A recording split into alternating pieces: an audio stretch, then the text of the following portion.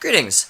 Every year during training season, the software subteam does research projects to try and evaluate new technologies or to try and come up with working prototypes that solve problems that we wish that we were able to solve during the build season.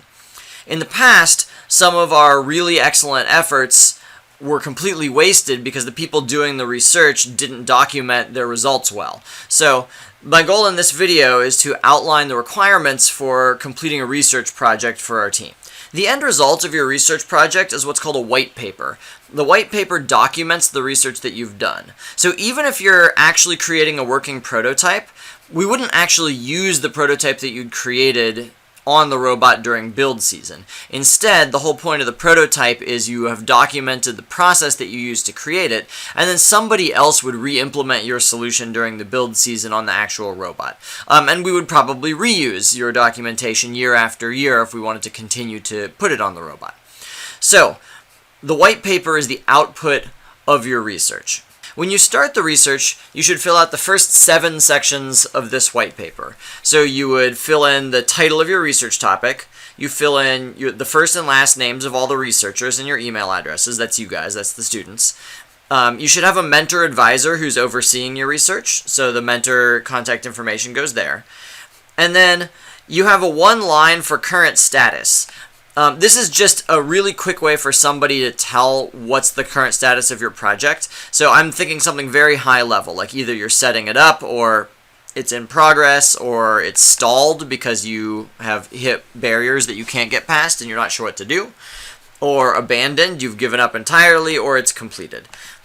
These aren't the only options. You can fill in your own descriptive phrases, but the idea is it should be short. You should have a description of the project goal. I'll have a lot more to say about that in a second. And you should have a description of how your particular research project might be useful for our team or be used on the robot. Then the last thing that's important is you should create a Git repository to store any code or any other resources that are associated with your project. You should create this Git repository first and immediately put a link to the Git repository right here in the document so that way anybody can clone it and see what you've done. So a quick word about the project goal. Your project goal should be what people in industry call a SMART goal. SMART is an acronym, and the different letters sometimes stand for different things, but I think the acronym that's most applicable to us is a specific, measurable, achievable, realistic, time-bound goal. So let me say a little bit about each of those. So by specific goal, we mean that it is well-defined. Here are some examples of goals that are not well-defined. PID, or vision. Because those are just words. They don't actually name what it is that your project is intended to do. A way of making each of those more specific might be something like the following. Use sensors to allow our robot to reliably drive fixed distances in autonomous mode. That's what we might want to actually do with PID. So that's the goal, but PID is one possible method of achieving the goal. So you should be very clear about the objective that you're trying to achieve and not name the particular method that you're using to achieve it. For vision, a specific goal for vision might be able to locate the XY coordinates of the upper left-hand corner of the retroreflective tape rectangle from the 2015 game from a still image. Perhaps a better goal would be to do that same task, only have it work for a series of images taken from different angles with different luminance conditions. So you can play around a little bit with what your specific goal is, but you should have a very definite outcome in mind. Measurable means that you should know how close, you should be able to say how close you are to achieving the goal at any given time. So having a specific goal goes a long way towards doing that.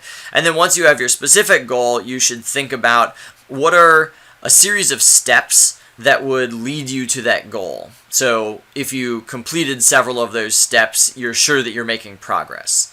Achievable and realistic are more or less synonymous in this context. The idea is keep in mind the constraints on your resources, the constraints on your knowledge, the amount of time you have available, the amount of money we have available. So don't create a goal that requires things that we're not capable of delivering.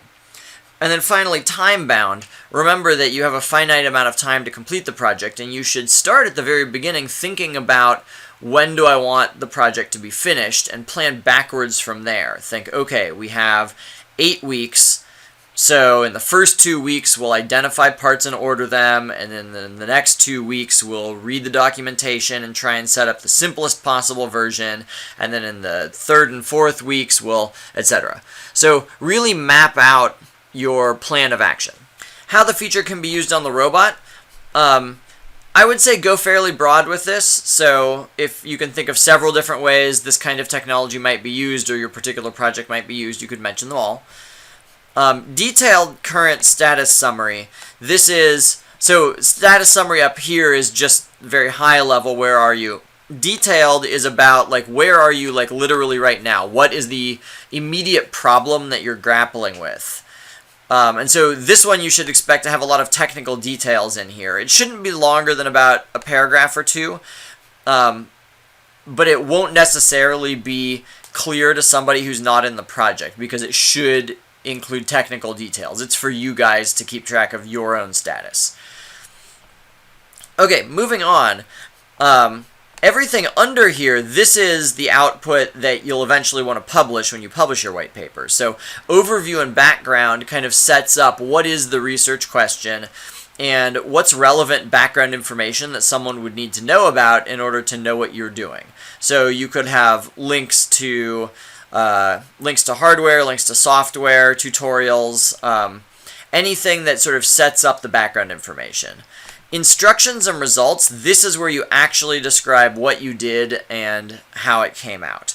So this is the section that somebody who wanted to recreate your same project would actually look in. Everything up till here is just setting it up and describing who's involved in things. This is the section where you actually have the meat of your project. And then references at the end are references to other approaches or, like I said, background information used, anything like that.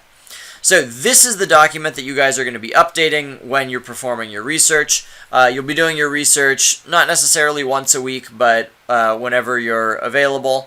There's probably going to be more than one researcher, and so it's really important that at the end of your research session, whoever's working updates this document so that way the other researchers can check it and sort of see what the most recent progress was.